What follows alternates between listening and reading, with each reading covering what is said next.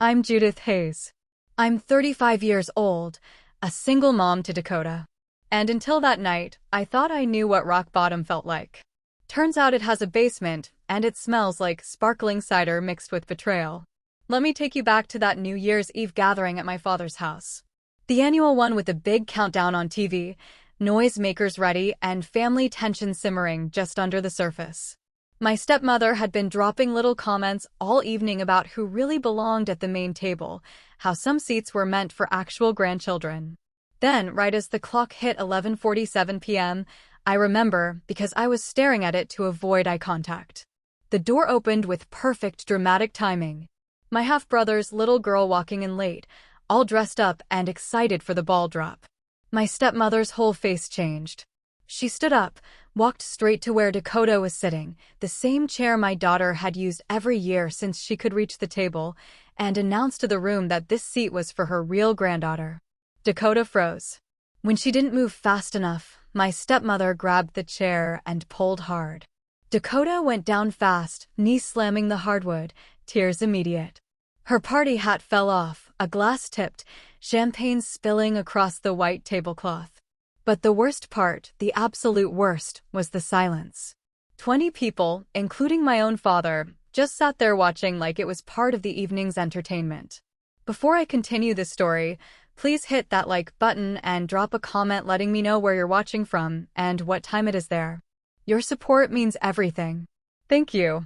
My stepmother didn't realize it then, but that push wiped away the last reason I had for staying quiet all these years.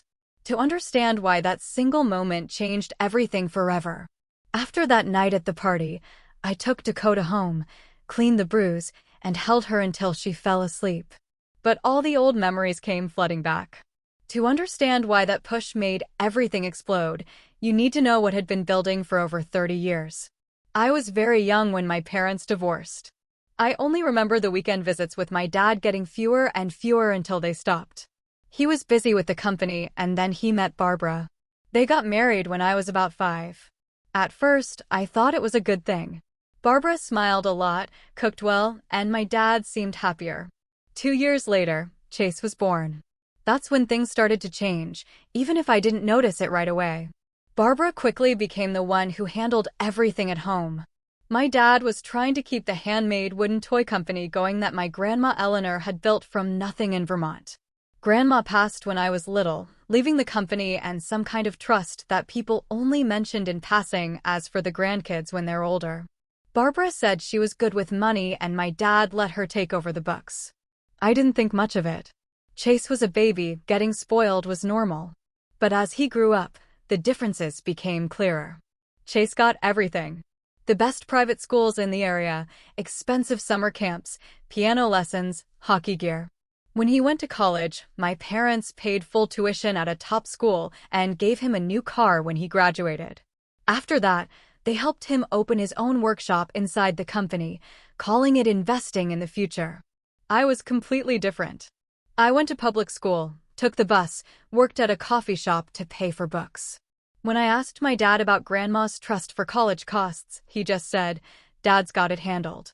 Focus on studying." Barbara would usually add in that soft but firm voice, "Don't make it harder on your father. He's already doing so much." I swallowed it. I thought I needed to be more independent. I graduated, applied for a job at the family company, but only got an entry-level admin role. Barbara said, "You have to start from the bottom." Meanwhile, Chase, fresh out of school, was put in charge of a whole product line.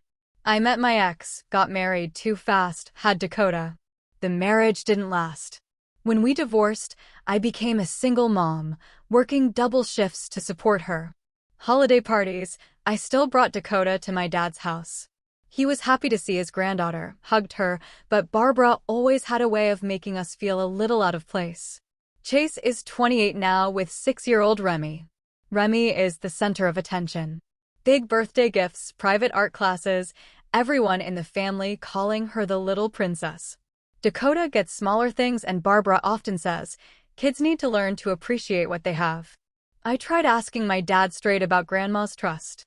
He said it was still there, would be available when I needed it. But when I asked to see the papers to plan for Dakota's future education, Barbara appeared. Let me look into it for you. Don't add more worry for your dad. Dad nodded, and I let it go again.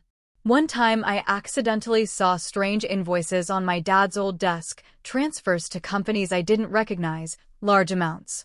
I asked, Barbara said they were normal business expansion costs. Dad said don't worry about that stuff. I stayed quiet, but the doubt started creeping in. Then there's cousin Ryan. His family on my dad's side worked in production management at the company for years.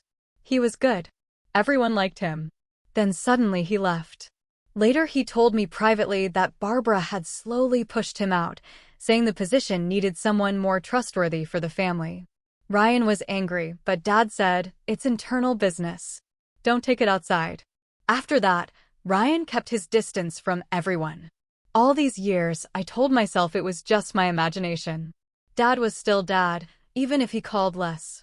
Barbara was just protecting her new family. Chase was my brother, even if we grew up so differently. I took care of Dakota myself. Didn't want to cause trouble.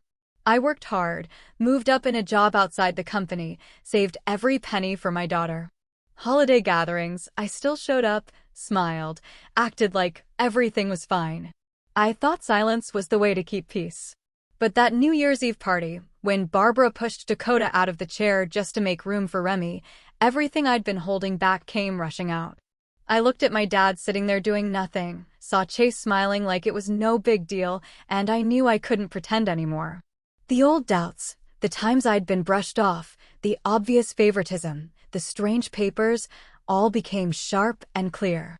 I held Dakota tighter that night, and for the first time in years, I felt ready to face the truth I'd been avoiding for so long.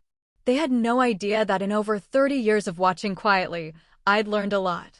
That night, after Dakota finally drifted off, I sat alone in the living room with the lights off. The house was silent, the kind of quiet that comes after too much noise. Outside, occasional fireworks still popped as people celebrated the new year. I couldn't stop replaying the evening. The way Barbara had announced it to the whole table, the yank of the chair, Dakota's small body hitting the floor. My hands were shaking as I pulled out the old USB drive from the back of my desk drawer. Grandma Ella Laner had given it to me years ago, right before she got really sick. She'd pressed it into my hand one afternoon when we were alone, saying quietly, keep this safe. It's copies of important papers about the company and the trust. You might need them someday. I hadn't looked at it much back then. It felt too heavy, like opening it would mean admitting something was wrong. But tonight felt different. I plugged it into my laptop. The drive opened slowly. It was old files from 15, 20 years back.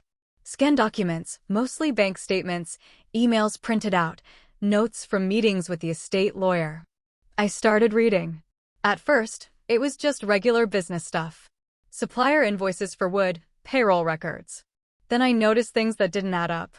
Transfers to accounts with names I didn't recognize. Companies that seemed to exist only on paper. Amounts moved out of what looked like the trust account labeled management fees or reinvestment. One set of documents showed the trust principal shrinking steadily over time. Another had emails between my dad and Barbara discussing optimizing the funds for family needs. Nothing was blatant. No big red flag screaming fraud. But the pattern was there if you looked long enough. Money that was supposed to be protected for me and my future kids was being chipped away year after year. I sat there for hours scrolling, taking notes on my phone, screenshotting key pages. By the time the sky started turning gray, I had enough to know this wasn't just my imagination. I knew I had to do something, but I didn't want to make a big scene. Not yet.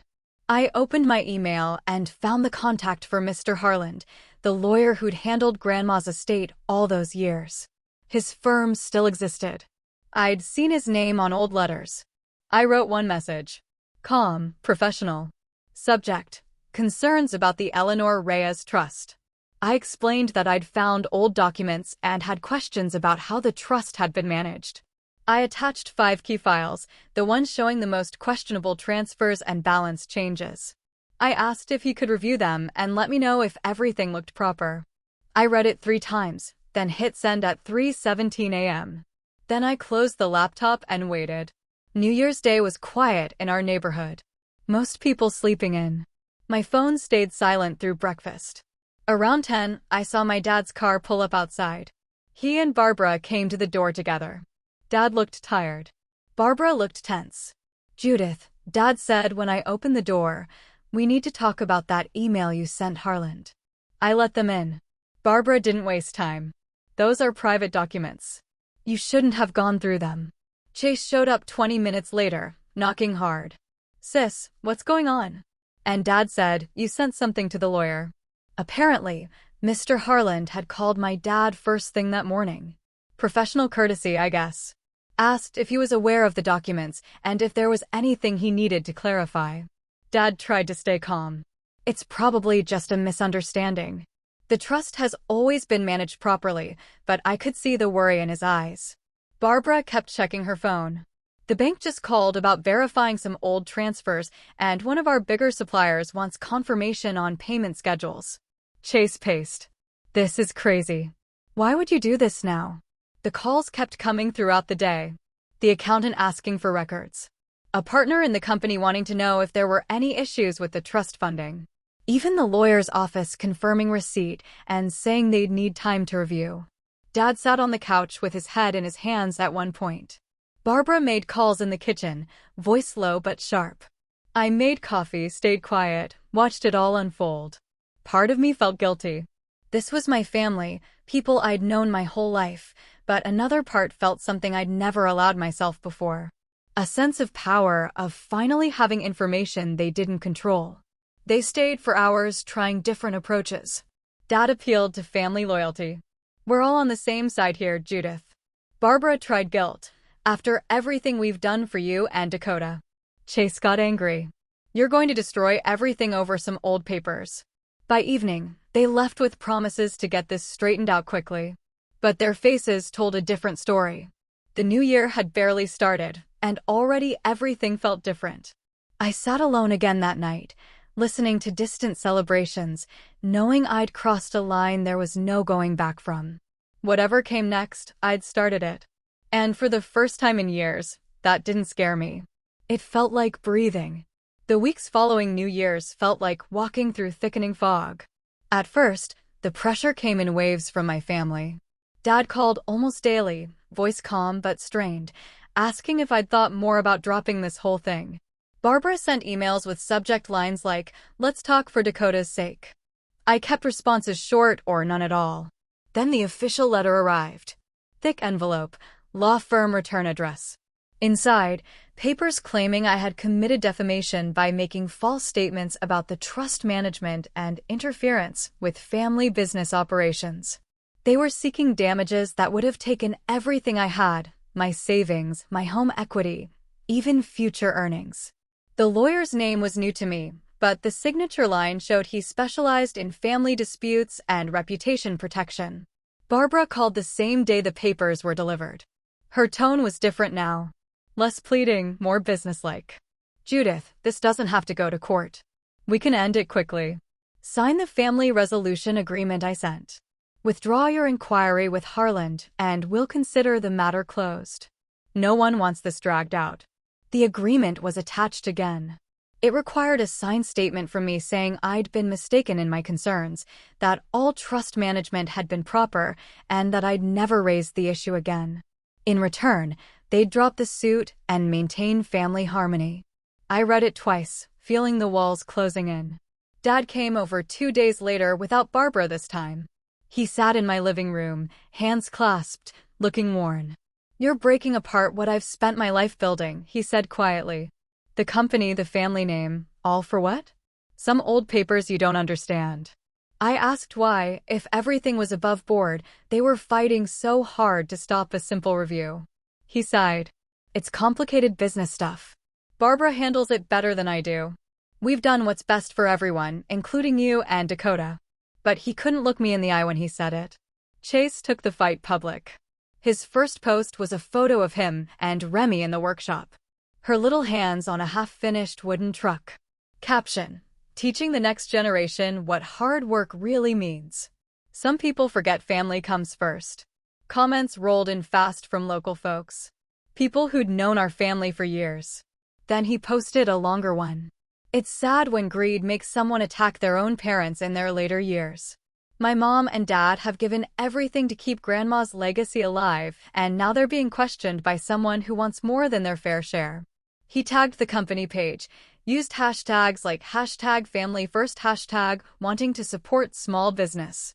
Shares came from employees, old customers, even some distant relatives. Can't believe someone would do this to Gerald and Barbara. Prayers for the family. Stay strong. Greedy people always show their true colors. Eventually, the messages piled up in my notifications. Some direct. Heard about the trouble. Hope you reconsider for your dad's sake. A couple of cousins stopped responding to my texts. One sent a private message. This is hurting everyone. Think about Remy. Even at Dakota's school pickup, I caught whispers from other parents. One mentioned hearing about some family legal stuff with a sympathetic but distant smile. The isolation settled in deep. Groceries felt awkward. Running into people who suddenly had somewhere else to look. Barbara sent another email with an updated agreement. This one with a deadline. Sign by Friday or we proceed fully with the lawsuit. Dad tried one last in-person visit. He brought photos, old ones of me as a kid with him at the workshop, Chase as a baby, even one with Grandma Ella Laner. Remember how close we were, he said. Don't throw that away over misunderstandings. When I asked again about the specific transfers I'd seen, he changed the subject. Chase's posts kept coming. One with Remy holding a sign she colored, I love Grandpa and Grandma. Comments. That poor little girl. Protect your family. Chase. The online judgment felt endless. Some nights I lay awake, phone face down to stop the notifications, wondering if they were right. If I was the one causing all this pain, if backing down would be easier for Dakota. But then I'd think about the patterns in those documents, the way they'd fought so fast and so hard. They weren't scared of the truth coming out because it was clean. They were scared because it wasn't. The pressure built every day. Legal, emotional, social. I felt cut off from the world I'd grown up in. More alone than I'd ever been. But something in me had shifted. I wasn't going to sign. I wasn't going to stop, even if it meant standing completely by myself. The turnaround didn't come with fanfare. It started quietly about 3 weeks after the lawsuit hit. I was checking my email one evening when a message popped up from a name I hadn't seen in years. Cousin Ryan. Judith, I heard through the grapevine about the legal stuff with the company. If you're digging into how Barbara handles things, I might have something that could help. My heart skipped. We arranged to meet at a small diner halfway between our towns, somewhere neutral. Ryan showed up with a thick folder under his arm.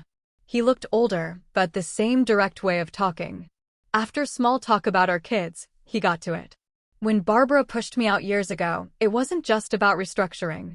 She rewrote supplier contracts to favor companies that kicked money back quietly through inflated invoices. He slid the folder across the table. Printed emails from back then, contract copies, payment records showing overcharges for raw wood materials. 3 suppliers had been affected the most. Ryan had kept everything because he'd always suspected more was going on. I reached out to 2 of them last week, he said. They're still angry. They'll share their records if it comes to that. The documents matched patterns I'd glimpsed in Grandma's files. Same shell companies, same routing. Having Ryan on my side felt like the first real support I'd had in months. Mr. Harland called shortly after. He'd completed a thorough review of the trust against the documents Ryan and I provided. The discrepancies are substantial, he said. Withdrawals that violate the terms. And there's a clause Grandma Ella Laner insisted on, automatic transfer of control to the primary beneficiary if mismanagement or fraud is verified by court or regulatory finding. That beneficiary was me upon reaching age or upon trigger. He was preparing to file for enforcement. News traveled through official channels first. The bank placed holds on certain accounts pending clarification. A major wood supplier sent a formal letter requesting verification of past payments before extending new credit. Dad's lawyer fired off demands that I cease harassment, but the tide was turning. Then the IRS entered the picture, not from a direct tip by me. Harlan's firm had an obligation to report suspicious patterns during the trust review. An agent requested company tax records for the past 7 years, business deductions, expense categorizations, related party transactions. Gerald and Barbara brought in a tax specialist immediately. Chase went quiet online. Some family members who had distanced themselves started reaching out cautiously, asking what was really happening.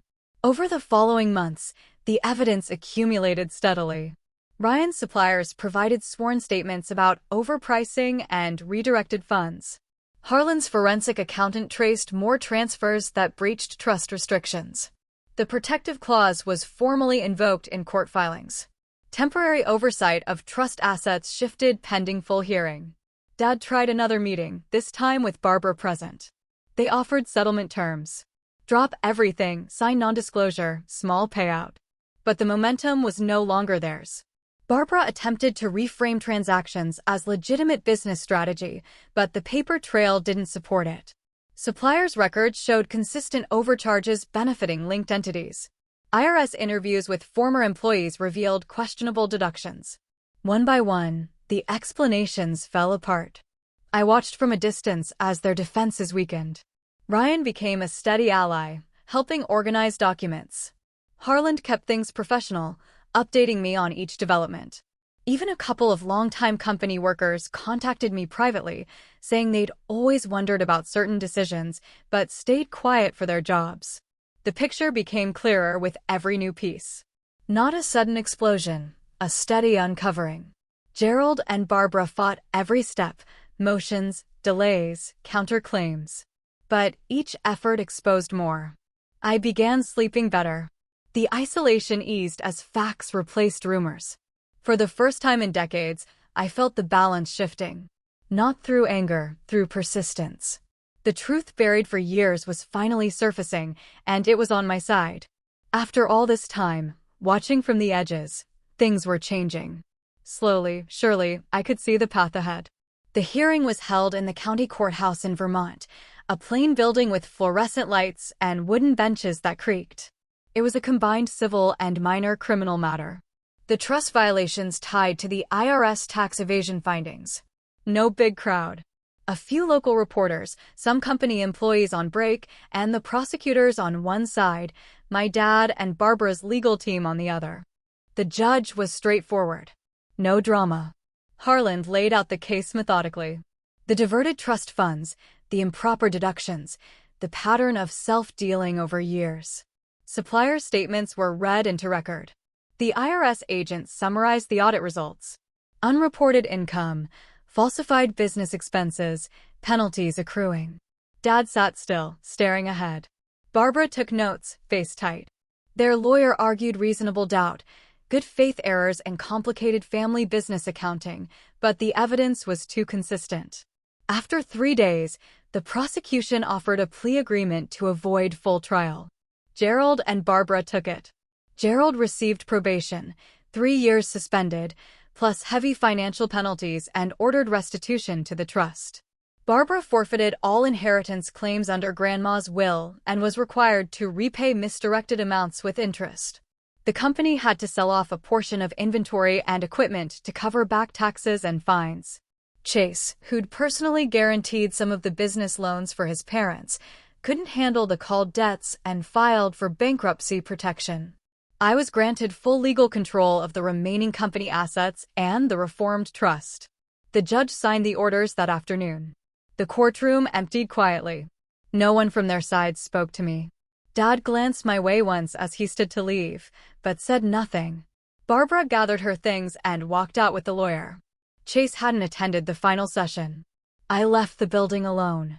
The Vermont air was cold, snow flurries starting that evening. I blocked their numbers, deleted old emails, removed myself from any remaining family group texts. When holiday cards arrived for Dakota, I set them aside unopened. I skipped the traditional gatherings at the old house. Declined invitations from distant relatives who still tried to bridge things. Complete separation, no contact, permanent. It wasn't done in anger. It was done for clarity, for safety, for Dakota. The company transition took time. Some longtime employees chose to leave, uncomfortable with the change. Others stayed, saying the books finally made sense. I restructured slowly, cleaned up contracts, paid outstanding suppliers fairly, focused on quality over quick growth. Dakota adjusted. She stopped asking about Grandpa and Grandma. After a while, we built new traditions, small gatherings with friends, trips, just the two of us. I enrolled her in activities she loved without worrying about comparisons. The legal fallout settled without much public noise. Local paper ran a short article about the plea and asset adjustments. Nothing more. Gerald and Barbara sold the big house, moved to a condo outside town. Chase started over in an apartment, working entry-level somewhere. I learned these things through public records or casual mentions from people who knew both sides. I didn't seek updates. Didn't need them. The boundary was absolute. No exceptions. No second chances. As the seasons passed, the old weight lifted completely. I slept through the night. Woke without dread. Focused on what was mine to build. The company stabilized, then grew steadily. Dakota thrived. We had peace. Real peace. The kind that comes from knowing exactly where the lines are drawn and never crossing them again. The past stayed where it belonged, behind a closed door, locked. 1 year later, as another New Year's Eve approached, my life looked nothing like it used to. The company had not just survived, it was growing in ways I never expected. With clean books and fair practices, we landed new contracts with bigger retailers who valued handmade quality.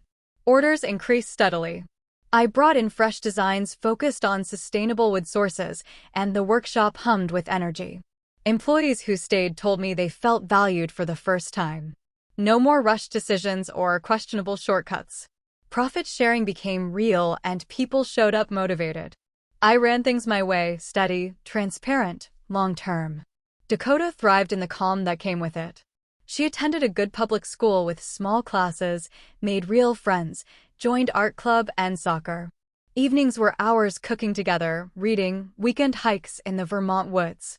No more tense holiday visits. No more walking on eggshells. We built our own traditions. Small gatherings with people we chose.